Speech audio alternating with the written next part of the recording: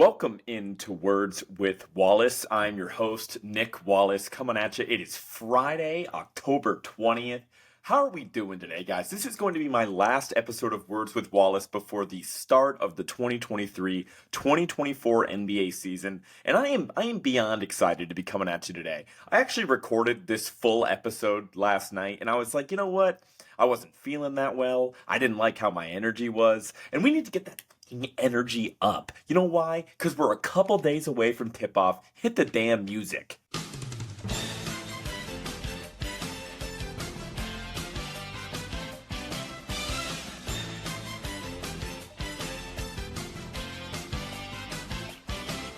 To this day, that song absolutely smacks. Shout out to NBC. Please do not sue me. But here we are again, a couple days away from the start of the NBA season. I'm through the moon, and we have a jam-packed episode for you guys today. So starting off, we're going to go around the league, do our usual thing where we get up to date on all the latest NBA headlines before getting into a complete season preview. So that's going to look like the playoff picture in both the Eastern Conference and the Western Conference. I'm going to go from the number one seed in the East and West all the way down to the play-in tournament. So I'm going to give you the top 10 seeds in each conference. Going to go through a little bit of betting segment for you guys. I know it's not technically legal here in Texas, but for a lot of you guys listening, if you guys are interested in betting on NBA awards, I got you with all of my awards picks. I can give you the odds, let you know if I think it's a good bet or not. We'll go all over that in a little bit.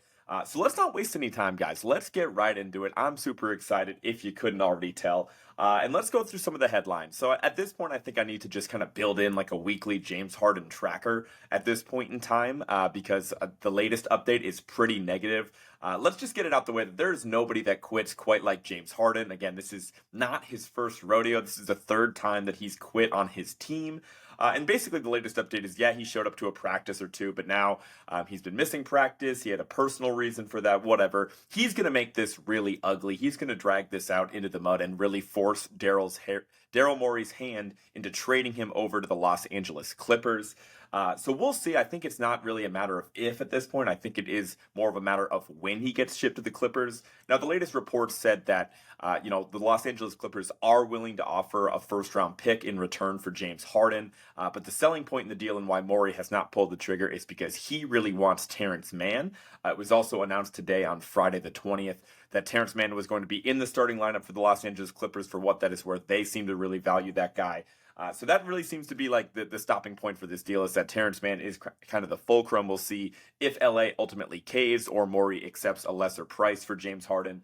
But as we know with Daryl Morey, he's not afraid to really drag this out.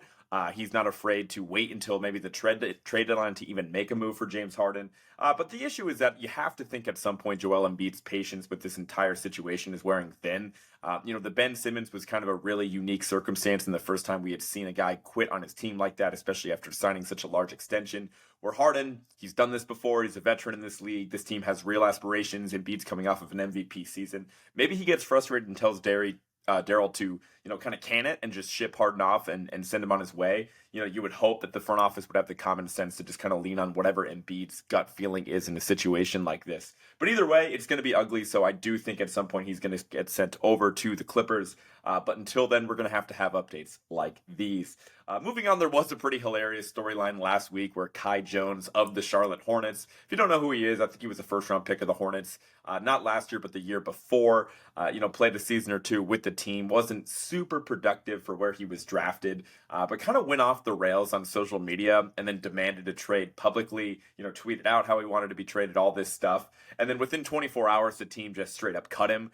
So that was pretty hilarious. I thought it was worth sharing. Now, again, in some capacities, I think that the player empowerment movement, or whatever you want to call it these days, is positive, right? I think there's a lot of great things that come with that. But these, trade requests before the season even starts for guys that are completely irrelevant is not one of the positive things associated with this movement. I can't stand it. It was pretty funny to see a guy kind of get humbled like that. I'm sure he's young enough where assuming he's just kind of wild on social media, with his athleticism, he should get a chance to resurface somewhere else. But I did think that was worth noting. And then finally, this is something that I had touched upon a couple weeks ago with the Kevin Porter Jr. situation. He was, again, a player, a guard for the Houston Rockets the past couple seasons.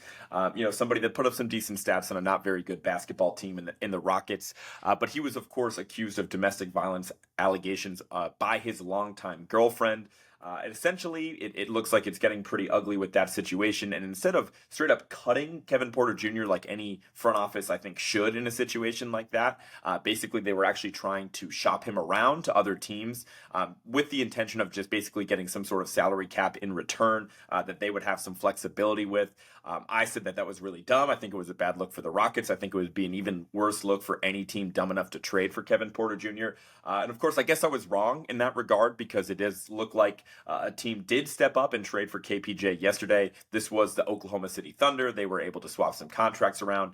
They got back a couple second-round picks in return. But my question is, like, why are you even bother doing this? Especially if you're the Oklahoma City Thunder. Like, this is a team that has an absolutely ridiculous amount of draft picks over the next several seasons. I believe they have more than any other team in the entire league. They are officially at a point where they do not even have the roster space to cash in on all of these picks. They're going to have to start, consolidating to move up in the draft, consolidating, picks with some of their current assets to bring in some more talent on their roster. And you really think it was worth it to trade for a guy that is clearly a scumbag to just tack on 2 more seconds? I just thought it was kind of a lame move, especially for a team that is so bloated in terms of their draft capital. But that's my opinion. I know that that's probably not getting a lot of burn with the headlines with us being a couple days away from the season. They did waive Kevin Porter Jr. immediately. It was worth noting. But really, Presti, you had to go and get a couple more seconds to trade for some jerk. Don't think it's necessarily worth it, but that's just my opinion. So without further ado, let's get into the meat and potatoes of this episode, man. This is going to be my complete playoff preview. We are going to start with the Eastern Conference. I do think it was difficult to make these lists for both conferences, obviously, and a lot is going to change between now and then. I don't expect this list to be perfect by any means, but this is my genuine estimation as to where all these teams are going to finish. While it was difficult to put this list together for both conferences, I think the West was significantly harder. You really have to make some tough decisions there. So we are going to save the West for last. So let's start off with the Eastern Conference. And I think it makes the most sense to start from the top and work our way down. I don't know if that's necessarily the most exciting for you guys listening, but that's how we're going to do it. And we're going to start off at the number 1 seed in the Eastern Conference during the 2023-24 NBA season. I think will be the Boston Celtics. Now, yes, I am a homer. I am biased. It's going to be pretty difficult for me to not be excited about this team. But let's just face it, man. I really like the moves that they made in the offseason. I know that's pretty well documented, so I won't spend a ton of time on that. They were the 2 seed last year, so I don't think I'm breaking ground with expecting them to be a top seed yet again. Of course, they bring in Drew Holiday, they bring in Kristaps Porzingis, they lose Rob Williams, Grant Williams, Malcolm Brogdon, and Marcus Smart in the offseason. But as we talked about, I think Peyton Pritchard is more than capable to stepping up into that backup point guard role. I think he's really going to flourish. They actually gave him a contract extension a few weeks ago as well. That being said, I would expect them to acquire some big man depth at some point within the next couple weeks. You would hope, if not at some point before the trade deadline, they really have to make a move to have a backup big man alongside Al Horford, just so you can keep his minutes low. And obviously, Kristaps hasn't been the most durable guy either. But this is a team that, again, it really came down to them or the Bucks. I'll kind of spoil it. The Bucks are going to be my number 2 seed in the Eastern Conference because I think that those two are in their own class, certainly in the Eastern Conference as far as talent goes and championship aspirations. And I just think that the Celtics are a little bit younger than the Bucks. They're going to take the regular season a little bit more seriously, if I had to guess. And I am going to knock on wood by saying this. I think the Celtics are a little bit of a better health bet as well. Obviously, Chris Middleton's had his struggles over the past several years. Dame hasn't been the most durable. Again, the Bucks are the oldest team in the entire NBA. I don't really like the depth for either team right about now, so I don't really, I guess if I had to pick depth, I'd probably give that to the Celtics as well, but, that could really go either way depending on how the season shakes out. I just think the Celtics are here to prove a point. The Bucks have obviously already won a title within the past few seasons. I think the Celtics have a little bit more to prove, and I would expect that they take the regular season seriously, and I feel pretty good about selecting them to be the top seed in the Eastern Conference.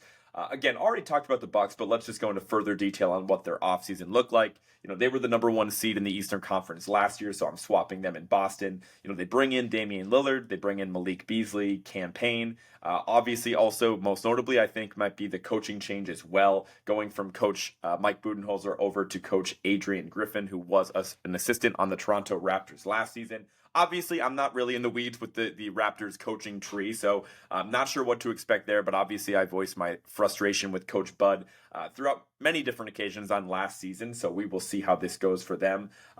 Notable departures for the Bucks, losing Drew Holiday, losing Grayson Allen, losing Goran Dragic. And again, I think that's worth the squeeze when you look at what they brought back in return, mainly with just Damian Lillard there. They have some depth questions. They have some real perimeter defense questions that they didn't have last year. Going from Drew to Dame defensively is a massive fall off, but at the end of the day, Dame brings a lot to the table. I love that trade for the Bucks. Obviously for them, and just the way the game is played in general, you don't often see, large big men, people running to the rim as being the ones that have the ball at the end of games. And while Giannis is a top 2 player in the world, I think that just the modern NBA, it is more suited for somebody that is a guard to be handling the ball in late game situations, somebody that can space the floor. Obviously, if Giannis isn't getting involved in the action offensively, that is going to be a disservice by Coach Adrian Griffin. I would expect him to be constantly involved with pick and rolls and Dames, but at the end of the game, I think having that extra option in Damian Lillard that they did not have last year is going to be a massive benefit to them. So again, I'm very confident as, going pretty chalk here in the Eastern Conference with the Celtics at the 1 and the Bucks at the 2. Things obviously get a lot more interesting as we look down to the 3 seed in the Eastern Conference, and this is where I have the Cleveland Cavaliers. They were the 4 seed last year, so obviously they would just be jumping up 1 seed in this scenario. As far as what their offseason looked like, they were able to bring in Max Strus of the Miami Heat, George Niang of the Sixers, Ty Jerome, Amani Bates, who was, a second-round pick that looked pretty promising in the Summer League for those of you guys that tuned in for that, former top high school recruit in the entire country at one point in time. As far as departures, they really only lost Lamar Stevens that I think was in their rotation from time to time. So, pretty additive offseason, mainly with the added wing depth with Strus and Niang. But again, I just think this is kind of a bet on the trajectory of the team as a whole. I really like where Donovan Mitchell's going. I think we know what he is at this point, and I would expect Darius Garland and Evan Mobley to continue to develop at a really high level. Especially with Mobley, I'm pretty high on him. I'm not really as confident as other people in the media with him being able to take this offensively because he is super raw in that regard. But the defense is always going to be there. He's a really smart person that makes a really smart player, I should say, that makes the right decisions on the court. So I think that this is, again, what you're going to see throughout this episode is me, making a bet on youth and making a bet on teams that I think are going to take the regular season seriously. A lot of times these older teams don't do that. A lot of the time these older teams have a lot of health concerns, and Cleveland is really not in that bucket. And I think they're in a really good spot to kind of dominate the regular season in the Eastern Conference. Moving on to the 4 seed, this is where things get a little bit more interesting. This is where I have the Atlanta Hawks. They were the 7 seed last year, but I think there's a pretty big stigma from going, in the play-in tournament, having to kind of, survive, get by in an elimination game there just to even make the playoffs to being a top 4 seed in the East. That is a big adjustment. Their team doesn't look a lot different. Just really bringing in Kobe Buffkin, a rookie out of Michigan that I know a lot of people are high on. And as far as departures, they really only lost John Collins, which ultimately just kind of looked like a salary dumping move. I think they only got back a couple second-round picks for him. John Collins is now with the Jazz. But again, I just think this is more so a bet on the talent on that Atlanta roster and a bet in the coaching change, right? They've had some issues with coaches kind of, moving through them pretty quick over the past couple of years, going from Lloyd Pierce over to Nate McMillan. And they were able to acquire Quinn Snyder, former Jazz coach, about halfway through last season, if I'm not mistaken. So I think a full offseason for a new coach is obviously super important. I would expect Quinn Snyder to get this team right on track. And I've been saying this for years. I mean, they're loaded. They are a super deep team with a lot of depth, especially at the wing positions. I like their big man rotation as well with Clint Capella, really at every position. What am I saying? They have Clint Capella and Okongwu as their bigs, DeJounte and Trey with some decent guards off the bench as well, especially with Kobe Buffkin being added to that group. This is just a really talented team that did show me something in that first round series against the Celtics. Obviously, kind of dragging the C's into the mud and dragging it out to 6 games. Kind of pulling 2 wins out of their ass that they really, had no business getting with the talent discrepancy there, in my opinion. So I'm pretty high on the Hawks. I think this is the year they finally start to figure it out. Maybe Trey can make a bit of a leap and be a little bit more of a joy to play with than maybe it looks like from us sitting on the couch watching. So we will see how this goes, but I am pretty high on the Hawks and taking advantage with some of the turmoil on the next team that we are going to talk about. I did drop the 76ers down here a little bit to the 5 seed in the Eastern Conference. Now, that's not a huge drop off from all the negative headlines that the Sixers are in right now. They were the 3 seed last year. I have them slotted in at the 5. Really the question mark is what is going on with this Harden situation. We already talked about it a little bit. I do expect him to get moved.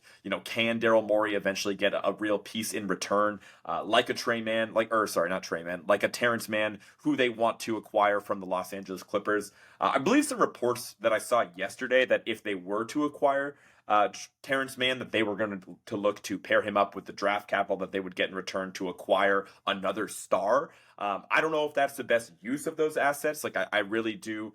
We're going to talk a little bit more about Tyrese Maxey later, but I am super high on Tyrese Maxey and his development. I think he actually could take the leap into stardom this season.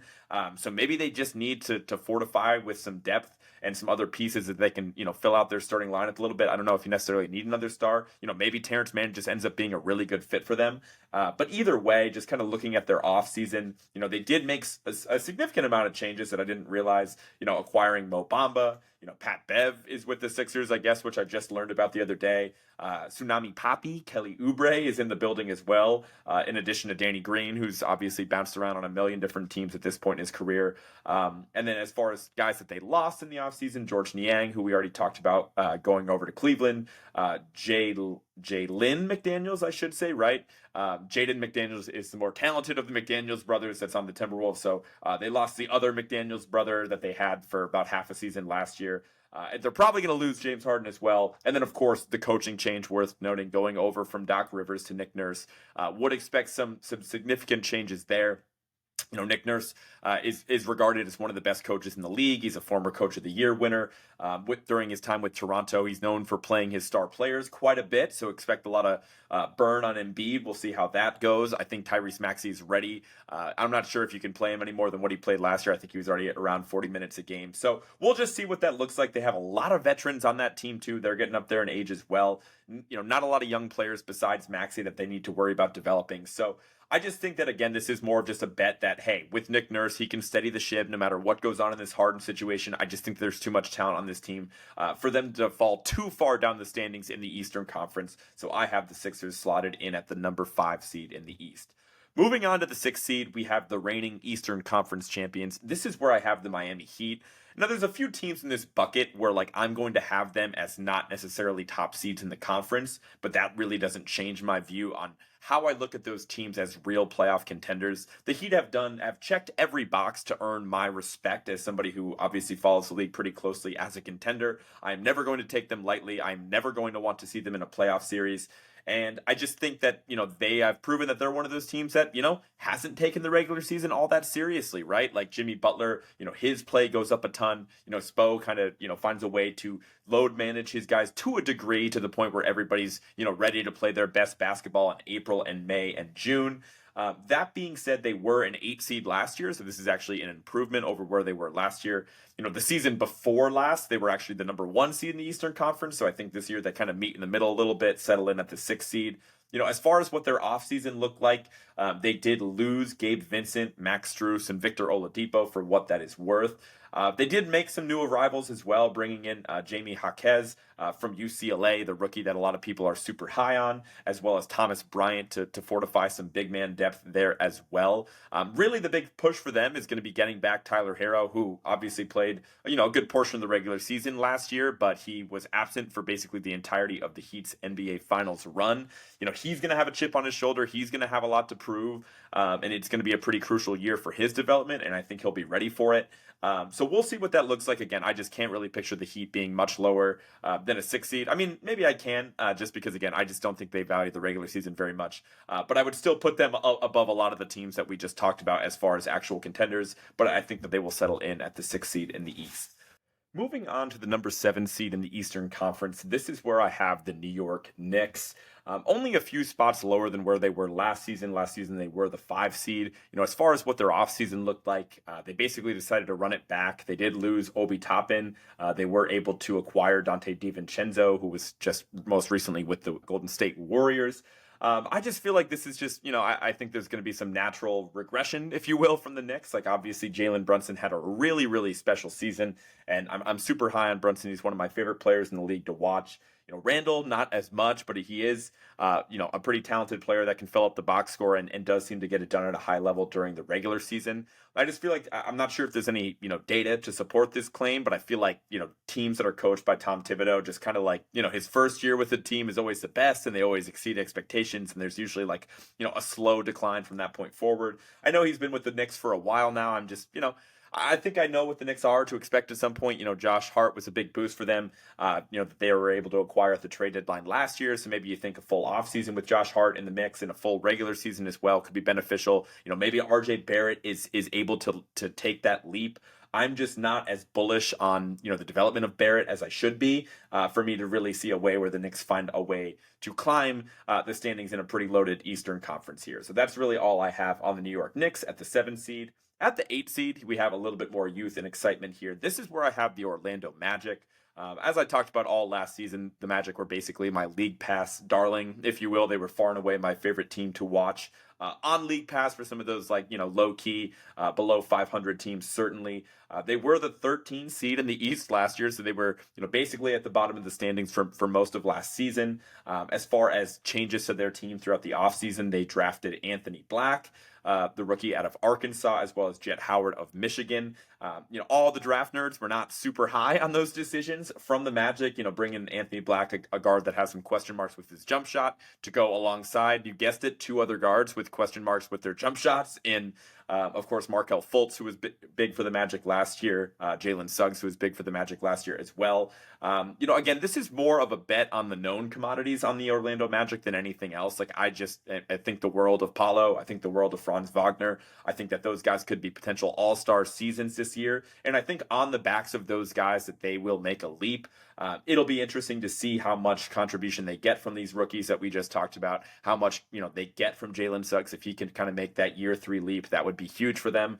As far as departures to their roster, the only notable one I noticed was Bol Bol, who I loved watching and ended up in Phoenix. So again, this is just a bet on Franz and Paolo. It's kind of a funky team, but maybe they find a way to make it work. Maybe they, start the year off pretty competitive and find a way to bring in more of a veteran guard that, has a more consistent outside shot to, pair alongside Anthony Black or Markelle Fultz. So we'll see what that goes. They do have some options. They have some draft capital. I'm just betting on some natural improvement for the Magic this season.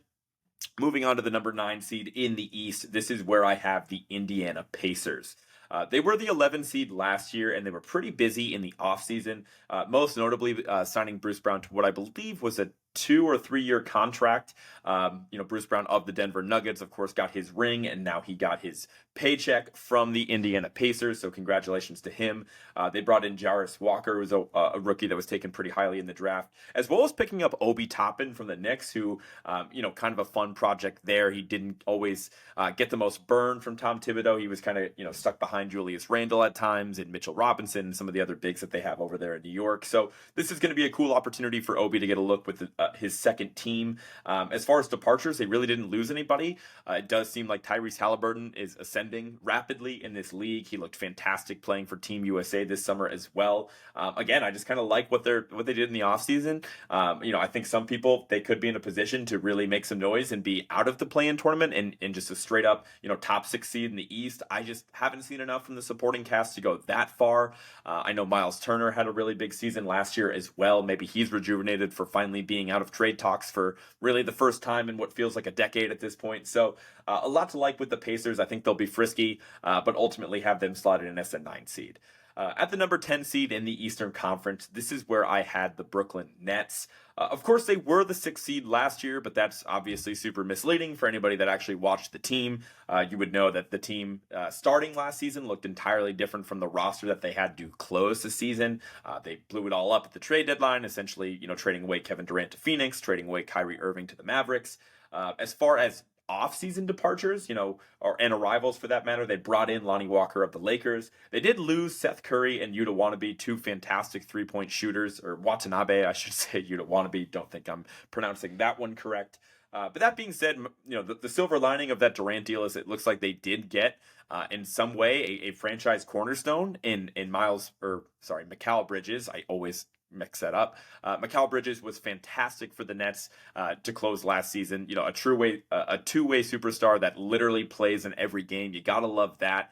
I do just find it hard to believe that the supporting cast of like Spencer Dinwiddie and Dorian Finney-Smith and I do like Nick Claxton, but I don't think there's enough talent there. Like I don't think that is a more talented team than literally any of the 9 teams that we just talked about. I think some regression is there. Maybe if you're betting on the Ben Simmons resurgence, that is really the only path for this team to really climb high in the Eastern Conference standings. If you get Ben Simmons from 2019 again, but I don't know if we're ever going to even see that guy. So that being said, I'm pretty low on the Nets, but I do think that they still have enough talent and enough depth to sustain a 10 seed in the Eastern Conference. So that just about does it for the East. We'll run through those seeds one more time. The 1 seed, I have the Celtics. The 2 seed, I have the Bucks. The 3 seed, I have the Cavs. The 4 seed, I have the Hawks. 5 seed, I have the 76ers. At the 6 seed, I have the Miami Heat. The 7 seed, I have the Knicks. 8 seed, Magic. 9 seed, Pacers. And the 10 seed, I have the Brooklyn Nets.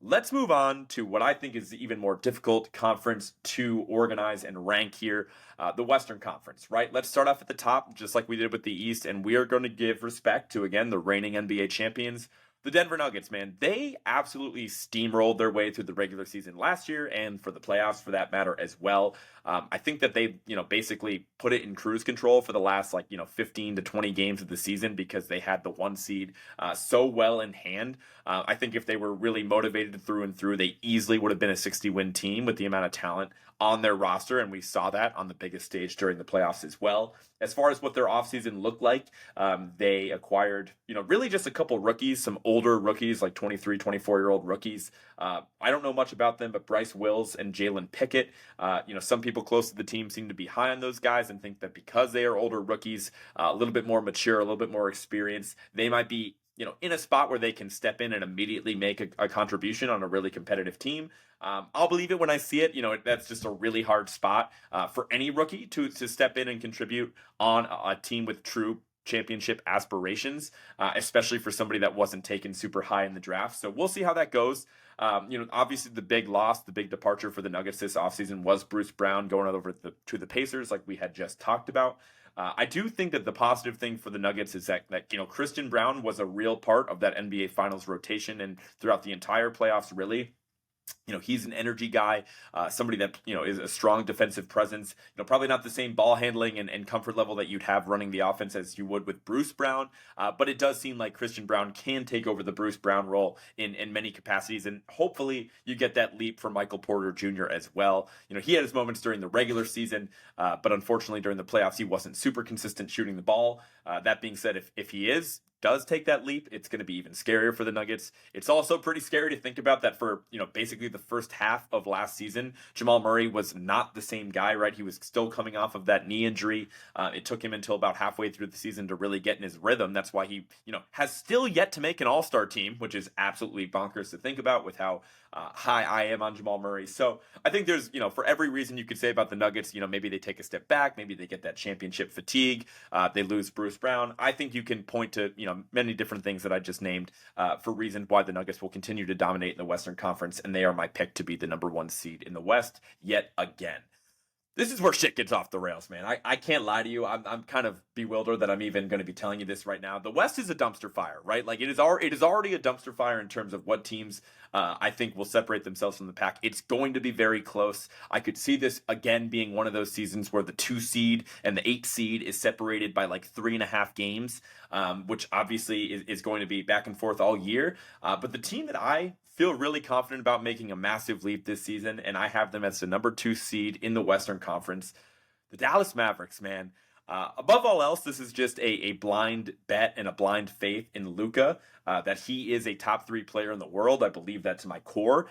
He is, we've really never seen a player like Luka Doncic, certainly in my lifetime. And I think that they did, they didn't absolutely dominate the offseason, right? But they became, at least an average supporting cast, or at least close to average. And what I'm really trying to tell you is that team was ass cheeks last year. Like, that team was terrible. They're playing Reggie Bullock massive minutes. Dwight Powell is starting at center for them during the season. They're waiting on the return of like Tim Hardaway Jr.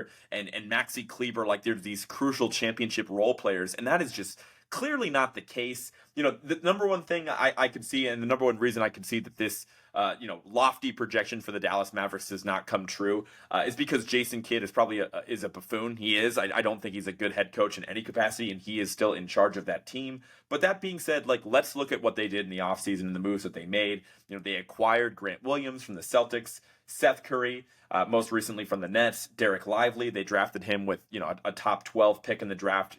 He's a big man out of Duke. Olivier Maxence Prosper, he's a rookie that can immediately step in and projects to be one of the team's best perimeter defenders, which is something they desperately need with the absence of Dorian Finney-Smith, who they traded away for Kyrie Irving as a part of that deal. Richaun Holmes, they were able to dump Davis Bertans finally, and use his contract for Richaun Holmes that the Kings were sick of having on the roster. But again, I think Richaun Holmes is a better big man than Dwight Powell, so I think that's a significant upgrade there. And then, notable departures as well. They lose Christian Wood. They lose Reggie Bullock.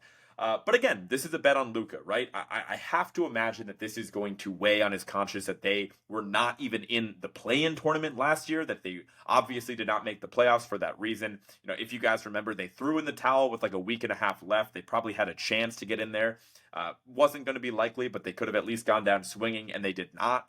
I just think when you have a player as special as Luka, that's going to eat away at him all offseason. And now he has guys that can at least make open shots. Like Grant Williams, he defends at a high level. He makes open shots. He's a good 3-point shooter. Seth Curry is one of the best shooters in the entire league. And I think that taking those Dwight Powell minutes and hopefully just crumpling them up and throwing them out, like, again, that guy should be like at best a 13th player on a roster. It's a lot to ask of Derek Lively to immediately step in and play real minutes, but luckily they were able to hedge that bet a little bit with Maxi Kleber being in the building still, with Richaun Holmes being there as well. I think he's still a guy that can, be a really good rebounder, a better rim protector than Dwight Powell. And then obviously you have to hope that the perimeter defensive boosts that you get from guys like Grant Williams and Omax are that enough to kind of support what Dorian Finney-Smith was able to provide. So again, this is a Mavericks team that was a top 4 seed in the West the season before. They made that kind of miracle run to the Western Conference Finals that did seem a bit ahead of schedule. So, it feels pretty crazy seeing them go from the 11 seed and the 2 seed.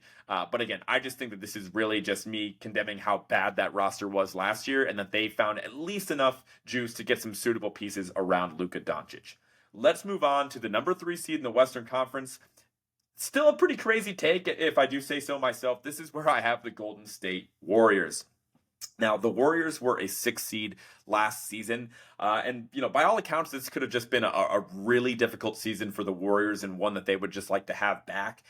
It was pretty much filled with drama from the gate, despite the fact that they were, of course, coming off the championship. You had the Draymond Poole debacle that happened earlier this season, and that kind of cast a cloud over the team. They were still, in between eras, if you will, where they were still trying to toe the line of having like that 2 timeline thing, where they, obviously have their aging stars, their big 3 and Steph, Clay, and Draymond, getting a little bit older. They're like, hey, we're going to stay competitive, and we're going to get these high draft picks in the building, and we're going to develop them alongside those veterans, so we just dominate for the next decade. I think that they've finally thrown in the towel on that concept, which duh. It's like you have a top, player ever in Steph. Like you have to, do right by him and just continue to try to build around him by any means possible. It's okay if there's a lull after Steph retires where you suck for a couple years in order to get competitive once again. That's just how this league works. And they should just go in all in for the next couple years and getting talent around Steph. Now, I'm not going to say that they went out and crushed the offseason, but I'm really just betting on the core that's in place with Golden State. They're obviously established as a dynasty over the past several years. So with that, let's take a look at their offseason moves. They acquire Chris Paul. They draft Brandon Podziemski, I believe I'm pronouncing that correctly, in the late first round that they're pretty high on.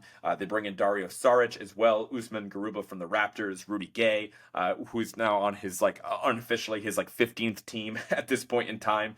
Rudy Gay's getting up there in age. Notable departures, they of course lose Jordan Poole, like we just talked about, Dante DiVincenzo and JaMychal Green. Overall, I just think that Poole, he's going to dominate statistically for the Wizards. We all know that he's going to be the classic good stats, bad team type of guy. But that being said, I think he was he was awful for the Warriors last season. Let's call it what it is. I watched them quite a bit. The amount of, questionable shots, the amount of visible frustration on the face of Steph Curry that I've literally never seen at any other point in his career. Poole was brutal for the Warriors last year, and getting a guy like Chris Paul, who I'm going to admit that there is really not a clear fit for him in this Warrior scheme as we've seen it over the past couple years. But it's a bet on Steve Kerr, it's a bet on Steph Curry, and it's a bet on Chris Paul being three of the best basketball minds in the universe where they can figure it out. They can find a way for Chris Paul to run that second offense and create good shots. I'm hoping that Chris Paul can, help the development of guys like Jonathan Kuminga and Moses Moody, who are, really the last survivors from those early draft picks where, the organization still has a decent amount of hope for those guys. Maybe Chris Paul can help them develop in the second unit. We know how dominant Steph, Clay, and Draymond are when they're all in the court together. So I'm liking how this second unit is shaping out. Hopefully Chris Paul can be a traditional floor general in that sense that lifts up that unit. And I'm excited. I think that the last season was more an anomaly than anything else. And I think the Warriors are going to be right back in the mix at the 3 seed in the Western Conference. Moving on to the number 4 seed in the conference. Again, this is a team that I would argue on paper maybe has the most or the second most talent of any team in the Western Conference. This is where I have the Phoenix Suns. Now, some people might be insulted that I have the Suns at the 4 seed, but I'd like to remind you that they were the 4 seed again last year. And the Suns have some real question marks, right? They have major health concerns, and they have major concerns with depth as well. As far as their offseason, let's recount it because they basically overhauled everybody around Chris Paul, around Devin Booker and Kevin Durant for that matter. They brought in Bradley Beal, they brought in Jusuf Nurkic, they brought in Grayson Allen, Eric Gordon, Bol Bol, Keita Bates-Diop, Yuta Watanabe, and of course head coach Frank Vogel. As far as departures, they lost Chris Paul, DeAndre Ayton, Torrey Craig, Jock Landale, Cam Payne, TJ Warren, and former head coach Monty Williams. So yeah, it's basically an entirely different team outside of Devin Booker and Kevin Durant. I think there are not many questions about Devin Booker at this point in time. I think he's a top 10 player in the world. He was unbelievable during that playoff run for the Suns last season, and he's going to be the guy that needs to contribute at an extremely high level, night in, night out for the Suns team, and I think he's up for the challenge. Kevin Durant, when he plays, he's still elite. How many games are you going to get from him? That's really the question. Same thing with Bradley Beal. He's had a really checkered injury over the last couple seasons. Now, we're going to find out if those were real injuries that, prevented him from playing basketball, or if that was in part like, hey, I'm not going to rush back because, we're not really competing for anything in Washington anyway. Obviously, Phoenix has championship aspirations, so you're going to expect Beal to be able to go if he is out there. But that being said, again, he hasn't played a lot of games the past couple years. They brought in Jusuf Nurkic, again, not very reliable health-wise. And so another reason as to why I really don't like that DeAndre Ayton trade for them. So, I did probably knock them down a seed or two based on where I thought they'd be before making that DeAndre Ayton trade. I voiced my opinion pretty strongly on that a couple episodes ago, but didn't like the move, didn't understand why they were in such a rush to get rid of Ayton with the new coaching staff. They're going to have real defensive question marks in addition to their depth. I'm not sure who their perimeter lockdown defender is. I'm not sure if that guy exists. You have Josh Okogie, who I'm super high on. I guess he would be that guy. But, can he shoot over 30% from three? I guess we're going to have to find out. But if he makes that leap and guys stay healthy, they're going to be as talented as anybody in the West. But again, I don't think that they're going to take the regular season as seriously, as some of the teams with more to prove, like the Mavericks and the Nuggets above them, just because they understand the health concerns in their team. They understand what the ultimate goal is. They are as all in as any team as I've seen in quite some time. So that's where I have the Suns slotted in at the 4 seed in the Western Conference. Moving on to the 5 seed in the West, this is where I had many people's darling of a team this year, the Los Angeles Lakers, right? Some people again might think that this is kind of low because I know a lot of people have the Lakers winning the West and ultimately winning the title. I don't really blame you for that. Again, just like the Miami Heat, this is not because I do not trust the idea of the Lakers being a real contender. I just don't trust the idea of the Lakers being a really dominant team during the regular season. I think they crushed the offseason as much as any team in the entire league. We're going to go through those arrivals and departures in a second. But that being said, this is kind of a bet against the health of LeBron James and Anthony Davis, which is a damn good bet to make. If you look at the number of games played over the past couple seasons, I think it's pretty unlikely that either of them play in more than 65 games at this point in time. I think that they should be trying to rest those guys so they're playing their best basketball in the months of April to June. I think that's just common sense at this point in time. I know I saw a report come out yesterday that Anthony Davis said a goal of his is to play in all 82 games. That's great. It's a great goal to have, I guess, but I don't know if that's the best strategy for the team because if he's banged up and, really grinding out games and putting himself out there, maybe it toughens him up or maybe it makes, the chance of him getting hurt for late season even higher. So, I would play it safe with those guys. Now, you could make the argument that they did enough in the offseason to fortify their depth, fortify their rotation so they can survive games without them. But those two guys are when healthy and when playing their best basketball, two, again, top 10 guys in the world. So it's pretty difficult to replicate that. Enough of me rambling. Let's look at the additions of this team in the offseason because they are significant. They brought in Gabe Vincent of the Miami Heat, Taurean Prince from the Wolves, Christian Wood from the Mavericks. They drafted Jalen Hood-Schifino in the first round of this past year's draft, to a guy I'm pretty high on. For the limited amount of college ball I watched last year, I was pretty impressed with Schifino of Indiana. Jackson Hayes is there to add some big man depth as well as taking a flyer on Cam Reddish. Notable departures, Dennis Schroeder, that's kind of a huge loss for them. Obviously, Gabe Vincent can step into that role quite nicely, but I really liked, Dennis Schroeder as a compliment next to D'Angelo Russell and what he was able to bring defensively. They did lose Lonnie Walker. He was a hero in one of those playoff games last year, as well as Malik Beasley, a knockdown three-point shooter that ended up with the Bucks. Again, they crushed the offseason, but I have them at the 5 seed because I just don't see a world where LeBron and Anthony Davis both play any more than like 60 or 65 games.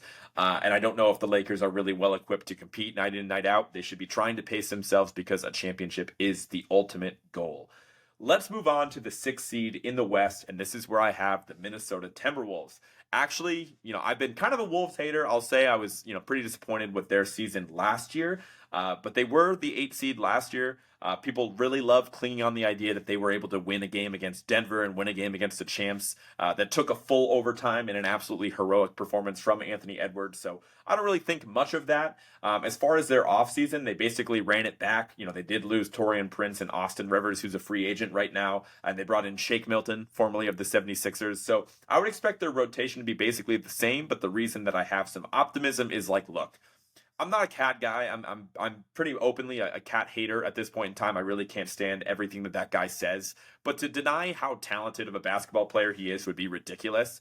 And I'm not overly confident of the fit of Rudy Gobert next to Karl Anthony Towns. It's been pretty well documented that I think that playing those two together takes away the offensive advantage that you have in Cat when he's basically playing the 4 and you have a guy that is totally useless outside of standing next to the rim next to him and Rudy Gobert. But that being said, we didn't get to see it because Cat barely played last year. They started the year, it was pretty ugly. Then he got hurt for a while and he was working his way back toward the end of the regular season. I think a full season of them being healthy together, maybe Cat can kind of commit and, find a way for Rudy Gobert to, save some of his defensive shortcomings a little bit and kind of support him in that regard. And really, above all else, I should have started with this. This is a bet on Anthony Edwards. I love Anthony Edwards. He's going to continue to develop, and I think by the end of this year, he could be a true franchise-changing player if he's not already. I think he could be in that upper tier of NBA players and difference makers in this league, and I think he's ready to take that leap. And if he does,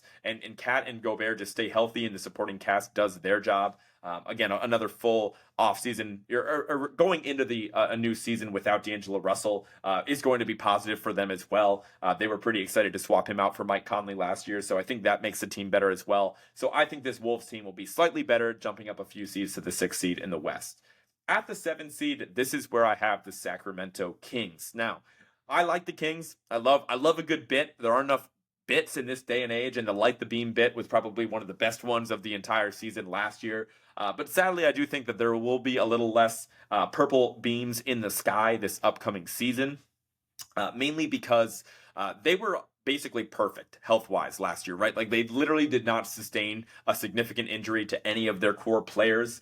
They're basically running it back. They acquired Chris Duarte. They lost Metu, one of their backup big men, and they were the 2 seed last year. But I just think that, again, we know what the Kings are. They're going to push the pace, they're going to score a lot of points, and they're going to be really difficult to, they're going to have a hard time of getting stops when they need it the most. And I think some teams are going to be able to take note of that, figure them out a little bit. And I just think that, everything broke right for the Kings. And I think while a lot of other teams around them got better, like the Suns, like the Warriors, like the Lakers, like the Wolves, I think the Kings just literally stayed the same. Now, maybe Keegan Murray makes a real leap, and we know what he is. And he kind of steps into, superstar trajectory. I wouldn't really expect that from what I've seen from Keegan Murray so far, but I'm just kind of looking at the young guys at their roster and thinking who can advance. I think we know who Sabonis and Fox are at this point in time. So I just think that, the Kings will be in the mix. They'll be frisky. They're, a team that you're not going to want to play, but I think I have them here at the 7 seed because I think that everything just kind of broke right for them last season. Moving on to the 8 seed in the West, this is where I have the Oklahoma City Thunder. Now, they were the 10 seed last year. They had some pretty close losses in the play-in tournament, or one pretty close loss in the play-in tournament last year that got them eliminated. As far as their offseason, they brought in a lot of young talent, man. They brought in Chet Holmgren. I know they drafted him the season previously, but he missed all of last season with a foot injury that he sustained in a Pro-Am game before the start of last season. And they drafted Kason Wallace as well, a point guard that a lot of people seem to be very high on. They acquired Davis Bertans from the Mavericks in a basically a salary dumping move from the Mavericks because they were so sick of that guy. Maybe he can come in and, be right there with Isaiah Joe for, just absolute dead-eye players to spot up alongside Shai Gilgeous-Alexander. Maybe because of how impressive they were last year and they had literally no big men whatsoever, and hopefully Chet can step in and make a real impact. I think he's the second leading candidate for Rookie of the Year. The advantage that Chet's going to have over everybody else is that he's going to be playing on a team that is, I project to be pretty competitive, obviously in the playoff picture here where a lot of other rookies won't be. But then again, Chet's not really a traditional big man. He's pretty unique, but he is the closest thing they have to a big, to a rim protector, to a shot blocker. So I do think the team is going to be a lot better. But that just doesn't really change the fact that, a lot of guys need to take a leap. There's a world in which Giddey takes a leap and Jalen Williams takes a leap. And then, you get big contributions from Chet and Kason Wallace. And this team is a top 4 seed, and it wouldn't be all that surprising. But I'm just going to, trust in, the pedigree of some of the teams above them that have been there before. I don't think the Thunder are going to be in a huge rush to get good, right? If they are off to a hot start, like they have, all the draft capital in the world, like we were just talking about, where they decide to go for it and extend their timeline, but it just doesn't seem like Sam Presti's in any sort of rush with this team. I think with this being Chet's first year playing in the league, that they will treat it as such, see what is going to complement his game and let him get comfortable out there before making some real moves next offseason. So that's where I have the Thunder at the 8 seed in the West. At the 9 seed, this is the Clippers, right? This is where I have them slotted in. This is really tough. I mean, I basically explained to you guys before that I'm betting on youth, I'm betting on health, and I'm betting on teams that take the regular season seriously. I would say that the Clippers really check none of those boxes, with Kawhi Leonard suffering another significant knee injury in the playoffs last year. Obviously you're going to have Paul George back in the mix. You're going to have Russell Westbrook that's going to provide a ton of effort and energy during the regular season.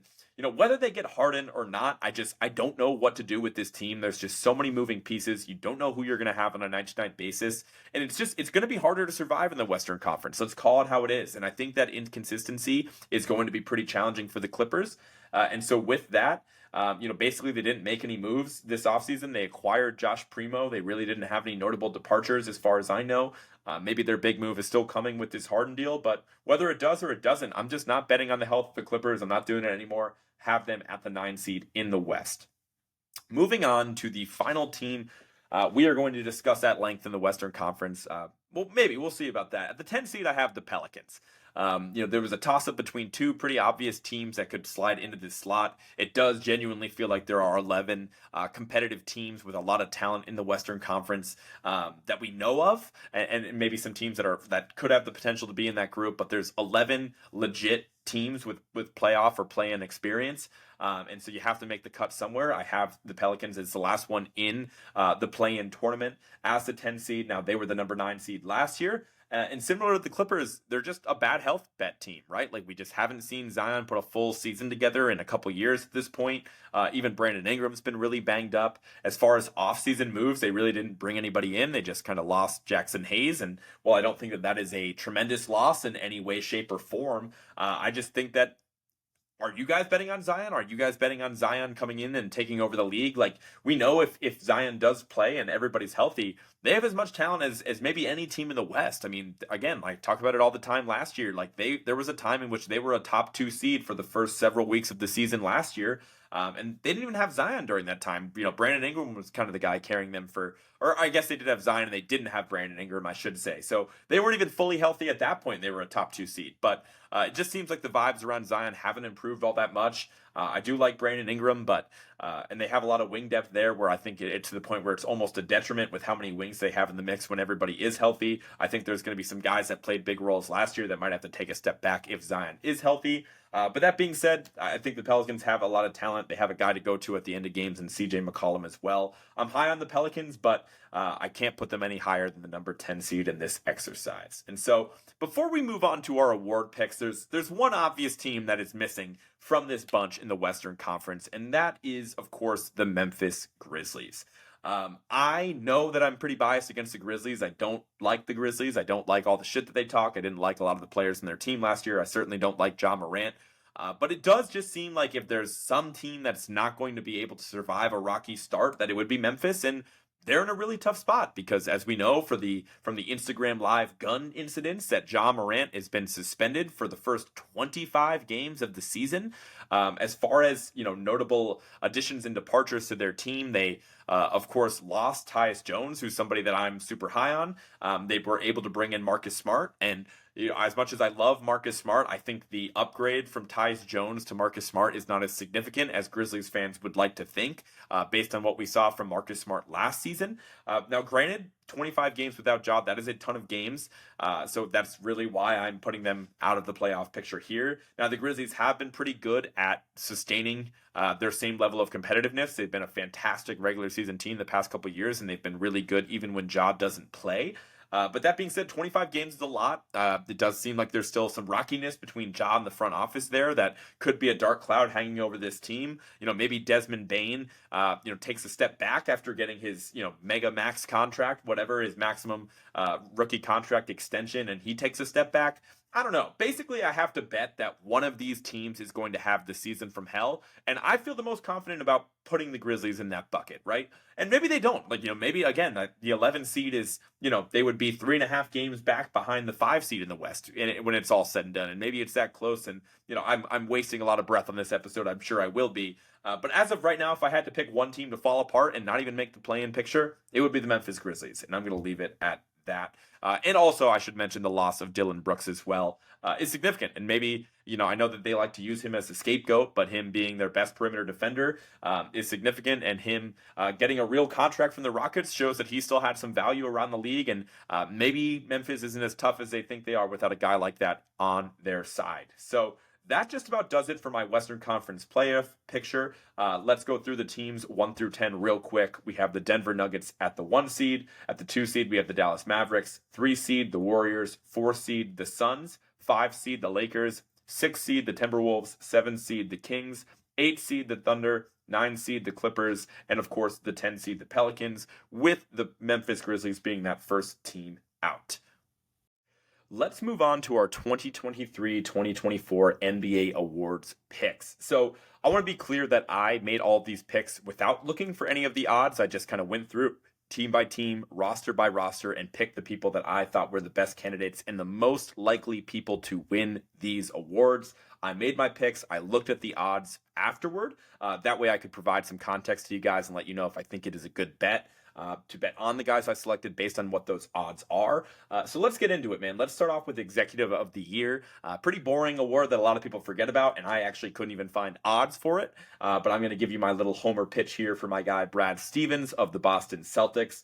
If the Celtics are as dominant as I think they will be during the regular season, Brad Stevens is going to be the main person to credit. Obviously the Celtics are a team that have had a ton of success over the last several seasons, right? And for them to trade the longest tenured Celtic in Marcus Smart to go from a team that just played in the finals and just played in the Eastern Conference Finals and really rebuild their core around Tatum and Brown, to offer Jaylen Brown that supermax extension, for them to go out and get Kristaps Porzingis and get Drew Holiday and some splash plays. That's a risk. That's a ballsy play, and I think it'll pay off for the Celtics. I'm obviously pretty bullish on it, and I think if the Celtics are as good as I think they will be, then Brad will be a clear favorite for that award. So Brad Stevens is my pick for Executive of the Year. Moving on to Coach of the Year, I had Quinn Snyder. So, really the history of this award, when you look at it, it ends up being, what team exceeded expectations the most, and then whoever the coach of that team is usually ends up winning Coach of the Year. That's just how it goes. That was clearly the case last year with the Sacramento Kings. Crushing their preseason expectations, and that's why their guy I believe Monty McNair is his name, the Executive of the Year for the Kings, and Mike Brown got Coach of the Year as well. And that's basically been the trend the several years before that. So, I was just kind of going through my little exercise that I just did where I ranked the playoff picture for both the Eastern Conference and the Western Conference. And I felt like the team that might be the most impressive would be the Atlanta Hawks, going from a 7 seed last year up to the 4 seed, being a top 4 seed in the conference. Again, Quinn Snyder is somebody that's held in pretty high regard around the league. His first full offseason with the team has a lot of talent there. I think they'll be in some close games. I think they'll win some close games. So I think that Quinn Snyder will be the guy for that. I think Hawks will exceed expectations the most. Maybe besides the Dallas Mavericks. I know I have them at the 2 seed, but I just cannot in good faith put Jason Kidd as the Coach of the Year. That just sounds batshit to me. Maybe that's a bad sign for my Mavericks pick, but I'm going to go with Quinn Snyder for Coach of the Year. He is plus 2,000 as far as odds on that, so I think he's actually pretty good value. If you guys are bullish on the Hawks like I am, I can go through and kind of give you some of the other coaches that are listed here, just to give you a sense of who the favorites are and things of that. I would expect some of the big names like Eric Spoelstra to be at the top. Going from there, it looks like the favorite for the award is Mark Daigneault, the coach of the Oklahoma City Thunder. He's at plus 750, followed by Adrian Griffin at plus 900, coach of the Bucks. Joe Mazzulla's up there at plus 1200, coach of the Celtics. So, whatever. I think any of these guys, if you feel really confident in them, you can pick them based on those odds. There is no clear favorite besides Coach Mark Daigneault at that point at plus 750. So I think at plus 2,000, Quinn is good value. Let's move on to Clutch Player of the Year. Again, this is only the second year of this award. Again, trying to give an award for the best clutch performer during the NBA season. Last year was the first year they did it. De'Aaron Fox won in a landslide vote. The interesting thing about this award is the NBA was really pushing on their site, here's the leader in clutch field goal percentage and clutch field goals made and clutch, shooting percentage and clutch points per game and all that stuff, right?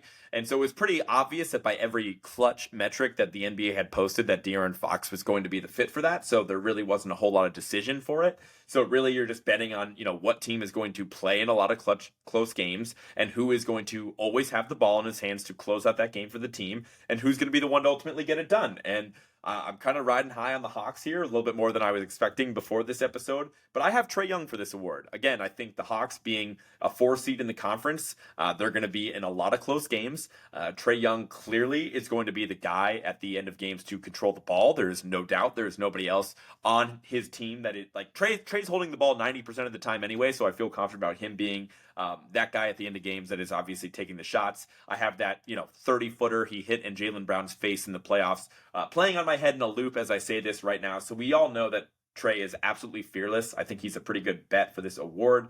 As far as his odds, he is plus 2,500. So pretty strong odds right there. I can let you know some of the favorites. I'm sure guys like De'Aaron Fox are going to be up there again as well. Clutch Player of the Year, the favorite is actually Damian Lillard at plus 1,000, followed by Shea, who is also plus 1,000. Lucas listed at plus 1,200. So you can kind of get a sense there that I think in that same vein that this is a total crapshoot of an award, and I feel like Trae is as good of a bet as any. So if you are looking to bet some of these awards, if you're riding high on the Atlanta Hawks, I think Quinn Snyder and Trae Young are two good bets at plus 2,000 and plus 2,500 respectively. Now, this is probably the pick that I'm most excited about, that I'm the most confident in. I'm not sure that this is the best bet, and I'll tell you why in a second. For most improved, I have Tyrese Maxey. Feel like I've been banging the drum for Maxi really all off season. He was pretty high on my top 10 shooting guards list, a little bit higher than maybe he should have been. I think I had him at top 4 or 5 or something crazy. But I love what he's been able to do with a relatively low usage rate. He shoots the ball at well over 40%. He's lightning fast. He can get to his spots. He can get to the rim. I like his decision making.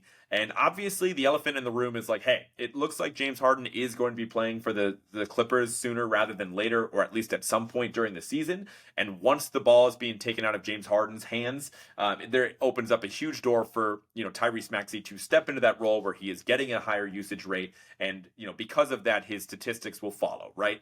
And again, in this award in the past, they tend to like to give it to guys. It's usually not guys that totally come out of nowhere. Like, last year was kind of a perfect, scenario in that regard because Lauri Markkanen, we thought we knew who he was at this point. He came out of nowhere. He changed teams and he had dominant stats. So I guess you could make the argument for a few other people in this category, but you got to think the year before that, I think they gave it to Ja the year before, or maybe 2 years before, which is utterly ridiculous because Ja literally won Rookie of the Year and clearly was on like superstar trajectory, from his first game in the league. So I thought that was like a natural progression for Ja. I don't think he really exceeded expectations of what we had for him. So Maxey could be in that sweet spot where he's playing on a big team. He's going to be in a lot of, nationally televised games because of his association with Embiid and the Sixers, of course. He's somebody that was, floating around to all-star level that now could have a giant spike in usage while still playing relevant basketball if Harden leaves. And I just like the player and the prospect. Sign me up for Tyrese Maxey. So, the only thing that was pretty disappointed about this is, I thought of this on my own. He was my pick straight up. And then I kind of went back to like the odds and I saw that I was like, shit. Like he is one of the favorites for this award. I will go through the favorites for most improved right now. Mikal Bridges is the odds-on favorite, and I should have mentioned before. My bad. I'm not a betting guy. If you couldn't tell, these odds are all courtesy of FanDuel Sportsbook. I believe they are updated, even though it's not technically legal in Texas, which is hilarious. So that being said, Mikal Bridges is the odds-on favorite for most improved at plus 1,000, followed by Tyrese Maxey at plus 1,100, followed by Jordan Poole at plus 1,200. And then Cade Cunningham, Anthony Simons, etc. So that being said, I think that there's 3 guys in a class of their own. Like we already saw the jump from Mikal Bridges, so maybe he gets credit for this award if he continues the same statistical trajectory that he was on with the Nets. Same thing with Jordan Poole. Like his usage is going to skyrocket. He's going to fill up the box score. But I'm just kind of betting that voters have some common sense and Jordan Poole is just putting up better stats even if he doesn't actually improve. Where Tyrese Maxey will be putting up better stats and he will need to improve in a significant way if the Sixers are as competitive as they were last year. So I like Maxey the most of those guys, but because of the way the odds are stacked up, it doesn't really look like any of them are a particularly great bet for that matter. So moving on to Sixth Man of the Year. This is one that's really just kind of a crapshoot, especially because it's before the season. We're not entirely sure what these, rotations are going to look like. I was going through the odds on some of these and I'm like, I don't even think half these guys are going to be coming off the bench. So it is a crapshoot. My gut feeling right now, this is a pretty boring pick, but I'm going to go with Immanuel Quickley of the Knicks. He was obviously a hair away from winning this award last year. Ultimately, they ended up giving it to Malcolm Brogdon, but there was a really strong argument to be made for Quickley as well. The reason why I'm going with him is, because I'm really confident about that Knicks rotation. We know what Thibodeau does at this point in time. They're basically running that roster back. I don't really think there's a world in which Quickley starts because he's behind a bona fide stud in Jalen Brunson. RJ Barrett's going to be in that lineup. Josh Hart is more likely to be in that lineup than a guy like Immanuel Quickley is. So I don't think Quickley's role is going to change, but I could see him even getting better as a player. I was really impressed with what I saw from him last year because he is pretty young. So I would take Quickley if I had to pick someone from that award. That being said, as far as if he's a good value, I'd say probably not because he is plus 900 and I believe he is the odds-on favorite to win the award. And he is alongside my guy, Norm Powell. Again, of course, my guy that I covered on my last episode, Norm Powell is also plus 900, followed by Malik Monk at plus 1200. None of those guys are really jumping out to me. I think if you really wanted to bet on Sixth Man for some reason, I would just recommend doing it on Quickley, regardless of what those odds look like. Moving on to Defensive Player of the Year, and then again, here's where we get back-to-back awards that I think are a total crapshoot. Defensive Player of the Year is so arbitrary. Like even as we get to late season, I never even know who's in the lead for that unless there's somebody just dominating in terms of like counting stats and blocks and steals and whatnot. because it all depends on what you value. My gut is telling me that I think Evan Mobley is going to be the one that wins this award. Just to kind of craft the argument for Mobley, if you guys remember in the playoffs, Cleveland had a pretty disappointing loss to the New York Knicks in the first round. And that was mainly because it looked like pretty unsustainable for them to play Jared Allen and Evan Mobley together, at least in a playoff setting. It looked like their offense was anemic, and you had two guys that couldn't really space the floor and couldn't really create their own shot. So what are you really doing with that? Now, the regular season and the playoffs are different animals. Cleveland obviously had a pretty easy time during the regular season last year, so maybe they just go right back to rolling out that double big lineup. But I'm coming from the school of thought that I would expect Evan Mobley to play a significant amount of his minutes at the five. Which, could be worse for the Cavs defensively, or it could just lead to, and honestly, that doesn't really matter if it's better or worse for the Cavs. What I do think it'll be either way is it could lead to Evan Mobley racking up more blocks. If he is playing the five, if he is a more traditional rim protector, and Jared Allen is minutes are a little bit more staggered where he's the five in the second unit or something like that. Who knows? Who's really to say? Obviously, having Allen be the rim protector allows you to have Mobley kind of be like a rover and be really special because Mobley can defend on the perimeter as well as on the interior. This is just a bet on Mobley. I like the talent. I like the scheme around him, and maybe he plays the five a little bit more to get some more blocks. So as far as the odds on Evan Mobley, he is plus 700. He is the second highest odds to win Defensive Player of the Year, right behind Jaren Jackson, who won it last year. Jaren Jackson is a favorite at plus 500. Again, Mobley's at plus 700, followed by Anthony Davis and Giannis at plus 850 each. So Mobley, not the best bet there because he is the second highest or the second best odds to win this award, but he is the person I think will ultimately bring that home. Moving on to Rookie of the Year. Would love to hit you guys with a crazy zag here and suggest an out of the blue name, but I'm not going to do that. Again, I decided to pick who I think will win each award, and I went forward with Victor Wembanyama. What I've seen from him in the preseason, I'm not going to get too far into it now because this podcast is already going long, but holy shit, man. He is going to be, I think, appointment viewing unlike we have ever seen, or I have ever seen in my adult life of watching the NBA. I know that there was a Zion phenomenon a couple of years ago, which has obviously died off, and other players have been exciting, and Ja is super exciting, and Steph is super exciting, and I guess I wasn't really aware when LeBron was a rookie what this kind of looked like for a new phenom entering the league. I know he was the chosen one. I know he had such lofty expectations on him from the second he entered the league. So you definitely have to go all the way back to 2003 and LeBron to get this level of hype for one particular player. But good God, man, those preseason highlights are insane. I was watching that game of the Spurs against the Heat, and the plays he was making on both ends of the court were insane. Obviously you knew the defense was going to be there with the blocks and the impact that he has around the rim, but some of the steals were nuts and some of the shot creation, was awkward, granted, but absolutely nuts as well. He had a dunk outside the restricted area that was like a standing dunk. It was nuts, man. So I just think that there's going to be so much Wemby hype. I cannot in good faith pick anybody else to win this award. If we were to go through and look at the odds, I believe Victor Wembanyama on FanDuel anyway is listed at plus 110, which honestly isn't that bad. That, basically even odds to my understanding, is a pretty good bet for Big Victor, because I think, of everything I just said, the hype around this guy is pretty insane. I would imagine that Scoot and Chet are going to be right there alongside him as well. Yeah, it looks like Victor is plus 110 to win the award, followed by Chet at plus 320, Scoot at plus 370, and then Brandon Miller at plus 2,800. Obviously looking at those odds, if I couldn't pick Wemby for whatever reason, I would go with Chet. I know, again, he's the second favorite, but like I was talking about before, he has the advantage where at least he's going to be on a competitive team. He is the only person that I'm looking at on this odds list that I think will be on a team that makes the playoffs. So for that reason, I could see Chet getting some love and, filling up the box score in pretty unique ways as well. And then maybe you're just betting that, Pop and the Spurs coaching staff take it pretty slow with Wemby and they load manage him a little bit.